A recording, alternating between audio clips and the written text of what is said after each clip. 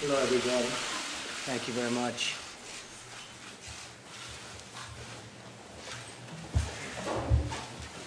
It's great to have you at the White House. And I just wanted to pass on word that Otto Warmbier has just passed away. He spent 1.5 years in North Korea.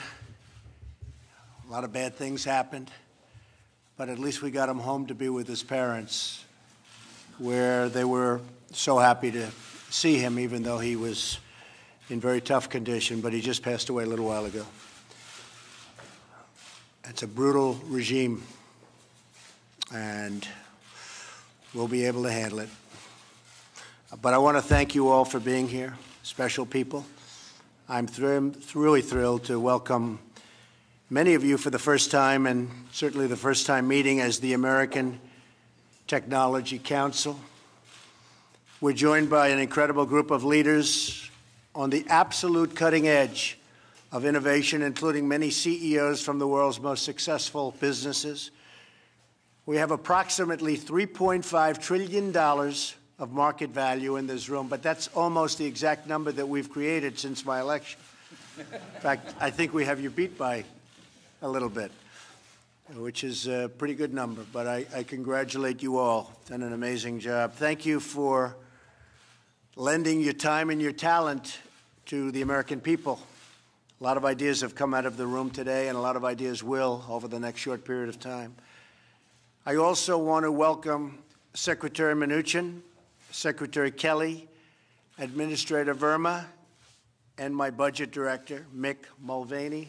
Thank you all. Doing a great job. I want to thank Jared and Chris Liddell, for assembling such a spectacular group of people. They're working very, very hard. I want to thank Ivanka for working so hard on it. It's a real passion. Our goal is to lead a sweeping transformation of the federal government's technology that will deliver dramatically better services for citizens, stronger protection from cyber attacks, which we were just discussing in the Oval Office with a little bit smaller group. That's a big problem. There's no question about it. We're going to be working on it. We're going to solve the problem. And up to $1 trillion in savings for taxpayers over the next 10 years. Over $1 trillion. We're embracing big change, bold thinking, and outsider perspectives to transform government and make it the way it should be, and at far less cost. My administration's already taken very historic steps to modernize critical IT systems and make government more transparent. As an example, you're seeing what we're doing with the airports, with all of the billions and billions of dollars that have been spent on planes flying all in the wrong directions. We're getting a change. They spent many billions of dollars, and we are getting that whole system fixed. Money wasted over the last 6 or 7 years, billions. VA Secretary Shulkin recently announced that we're upgrading technology to allow the seamless transfer of veterans' medical records from the Defense Department, which has been a huge problem for decades and decades for our great veterans. We'll have it fixed very soon, but it's been a problem for many, many decades. Across government, we're fixing problems in months that others have not fixed in many, many years. And we're just getting started. 50 years ago, our government drove the innovation that inspired the world and put Americans on the moon. Today, many of our agencies rely on painfully outdated technology. And yet we have the greatest people in technology that the world has ever seen right here with us in this room. And most of them are just nodding as I say that. They're actually agreeing with me, which that's interesting, Eric, right? Government needs to catch up with the technology revolution. We're going to change that with the help of great American businesses like the people assembled. The businesses represented here today employ hundreds of thousands of American workers. Your innovation has shaped the modern world and created millions of jobs. America should be the global leader in government technology just as we are in every other aspect, and we are going to start our big edge again in technology, such an important industry. I view it from the standpoint of jobs and other things. You view it somewhat differently, but we're all in the same ballpark. It's so important, so important. My administration is embracing a new spirit of innovation that will make life better for all Americans. And when it comes to what we're here for today, American technology, we're working very diligently with everybody, including Congress, on immigration so that you can get the people you want in your companies. And it's been a tremendous problem that you've had over the past long period of time. So we're working very hard on that, and we'll be able to solve that problem. I want to thank everyone in the room for lending your time again. And what I'd like to do is maybe just go around the room briefly and just introduce yourself and perhaps the name of your company. We won't go with too many long speeches, but we'll maybe just we'll start with our wonderful, great genius from Microsoft who has done one hell of a job. Congratulations on the job you've done. Go ahead. Thank you, Mr. President. Thanks for the opportunity today to spend the time, both learn and contribute, I think, to what is one of the most important dialogues, which is about modernizing our government with the latest technology, and so that the people of America can benefit from it. So I think the first thing I took away is how important an agenda it is to modernize technology. The second thing I think is for us to do our best work as an industry and in collaboration with the government to skill the people of the United States for the jobs of the future. Technology will play a role both in creation of the jobs and the skills. And then lastly, I would say that we also need to increase American competitiveness. And the two things that the government can and has done is spending in big research. After all the technology that we have today is because it started, in fact, in the government and the research institutions you funded, as well as the enlightened immigration policy. Of course, I'm a beneficiary of that, and I hope that we continue to be able to sort of really make sure that the American competitiveness is what helps us set policy for it. Well, thank you, Satya, and perhaps we could keep it a little shorter than that, folks. Otherwise, we might be here for a long time. Anyway, Jeff. All right, I will be short. I think when we met before in December, I encouraged this administration that you could be the innovation administration. I'd like to see that kind of thinking continue. I applaud the formation of the Innovation Council and thank Jared for doing that. Just a couple of things that you could certainly focus on. One would be using commercial technologies wherever possible. I think you guys are already headed that way, but to leverage those will save taxpayers a lot of money. The second one is to continue to work hard on figure out ways to retrain and upskill workers all over the U.S. We have a program at Amazon called Career Choice that's been doing that. We've already got 10,000 people in the program. Ivanka knows about this program. And then the third thing to keep your eye on, and I think it would be impossible to overstate this, is that the United States needs to, in every way, at every level, be working on machine learning and artificial intelligence. And that can be used in every part of government to improve the services that government provides to citizens. Good. Thank you, Jeff. Very good. Thank you. Okay, next. Mr. President, I'm Rafael Reif. I'm MIT's president, and I'm delighted to be part of this terrific group. Let me say that I applaud the focus of the administration and innovation. We are the most innovative country in the world today, and the biggest issue we have among ourselves right now, in my view, is to stay where we are as the most innovative country in the world 30 years from now and beyond. Well, my uncle was a professor there for a long time, so I have a lot of respect for MIT, believe me. Great place. Thank you. Thank you very much. Okay. Yes. I'm Carol Folt. I'm the chancellor at UNC, and I too am delighted to be here talking about innovation and workforce and talent. I mean, people have said what's really important, but when I think about the future, I think of all those kids that have such capacity, and what we're talking about is trying to take every resource we have to put to building that innovation capacity for the country, and so it's great to be here. Thank you very much. Yes, thank you. I'm Tom Layton from Akamai, and we protect government websites from attackers, the majority of the government websites, including whitehouse.gov. The DNC could have used you. Well, it's an important job, and as you can imagine, there's a lot of folks out there trying to do bad things, and we're delighted to help with the effort to save $1 trillion and to secure the government. Good. Thank you.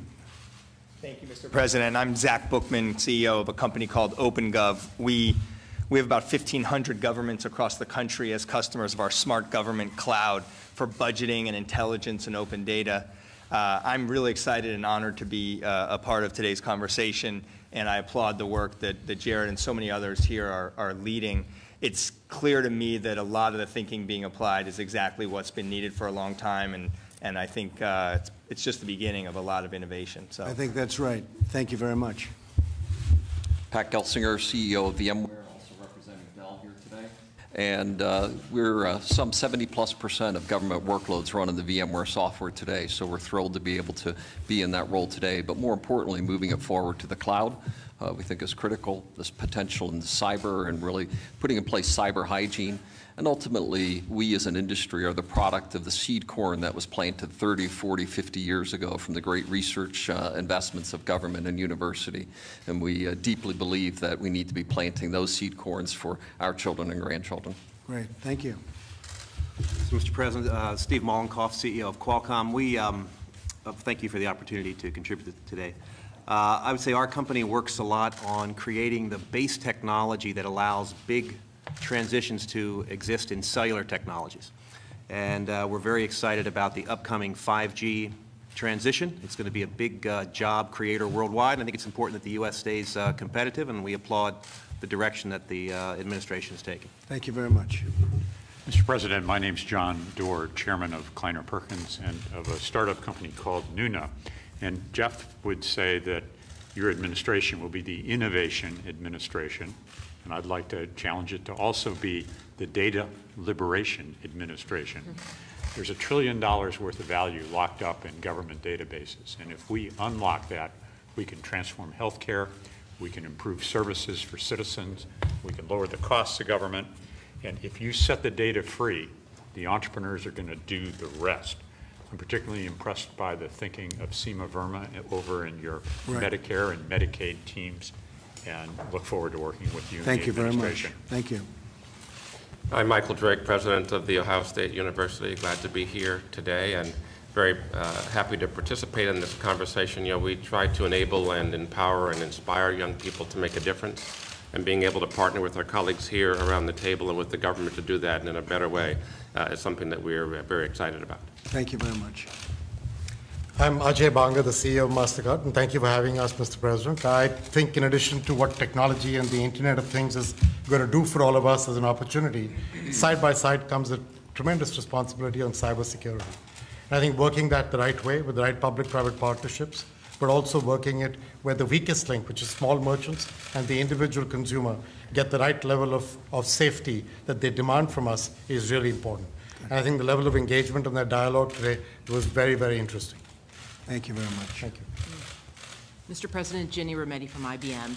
And you know, I've had the pleasure of being in a number, and the honor of being in a number of these sessions. And I think it's worth noting that the efforts around workforce development, around cybersecurity, around modernization, while they're difficult, in this short time, there has been progress already made. And so I would really say on behalf of both, you know, Ivanka and Jared and Chris and Reed, those of us who've been in it from the beginning, I can already see, and actions have been taken. So while these are difficult problems, I would just encourage us to keep going, because I actually can see the change happening already. So I think this is a good sign of progress. Thank you, Jenny. Yeah. Thank you very much.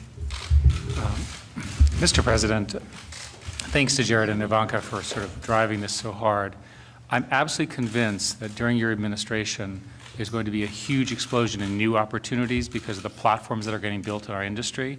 Those will create huge, very large new business opportunities for which we, entrepreneurs, technical talent, immigration, and so forth, that you understand. It can drive America very, very positively forward, and it's going to happen soon during your leadership. We will, Eric. Peter?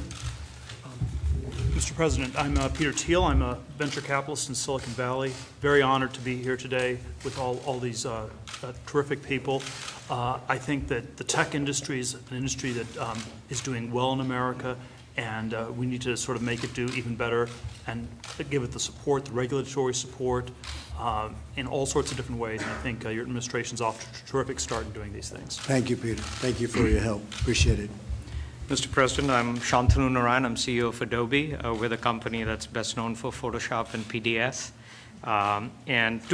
Thank you for having us today. Two quick things. One is, I think you're championing a culture of innovation. I think is going to be critical to our country's future leadership, and shared services for improving government will, I believe, drive a lot of efficiency. Thank you very much. Mr. President, Brian Krzanich, CEO of Intel. You know, what I got out of today is, first, is a great honor to be here and a real pleasure, but also it was a great outreach, I think, between the private-public partnerships that we can really drive innovation much, much faster. And so I hope today's just the start of what we can accomplish together. Thank you. A great company, and I appreciate it. Thank you very much. I'm deeply honored to be here. I'm Alex Karp, Palantir.